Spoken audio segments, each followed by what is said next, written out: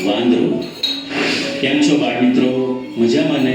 બાળમિત્રો, આજે આપણે મગર અને વાંદરાભાઈની સુંદર વાર્તા જોવાના છે.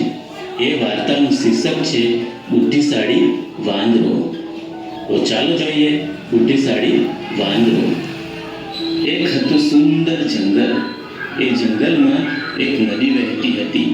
એ નદીના કિનારે એક મોટું જાંબુડાનું ઝાડ હતું. એ ઝાડ ઉપર એક વાંદરો રહેતો હતો. વાંદરો તો એક ડાળી પરથી બીજી ડાળી પર કૂદકા મારતો અને જાંબુ ખાતો.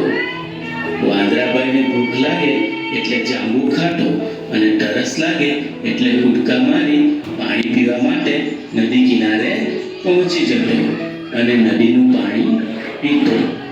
આમ વાંદરાભાઈ તો મજા કરતા. એ નદીના કિનારેથી થોડે દૂર ઊંડા પાણીમાં એક મગર અને એક મગરી રહેતા હતા. મગર રોજ ખોરાકની શોધમાં નદીના કિનારે આવતો અને વાંદરો પણ પાણી પીવા જતો. તેઓ રોજ એકબીજાને મળતા અને બંને વચ્ચે મિત્રતા થઈ ગઈ.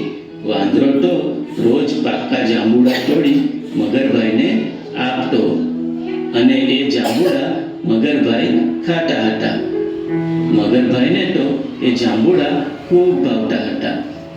આવી રીતે રોજ મગરભાઈ નદી કિનારે આવતા અને વાંદરાભાઈ એને જાંબુડા ખાવા આપતા અને બંને વાતો કરતા. એક દિવસ મગરને વિચાર આવ્યો, લાવને આજે થોડા જાંબુડા મારી મગરી માટે પણ લઈ જાઉં. તેથી તે વાંદરાભાઈને કહે છે કે વાંદરાભાઈ આજે થોડા જાંબુડા વધારે આપજો ને, હું મારી મગરી માટે પણ થોડા લઈ જાઉં. વાંદરાભાઈએ કહ્યું, ઠીક છે મગરભાઈ, હું હમણાં બીજા જાંબુડા તોડીને લઈ આવું છું.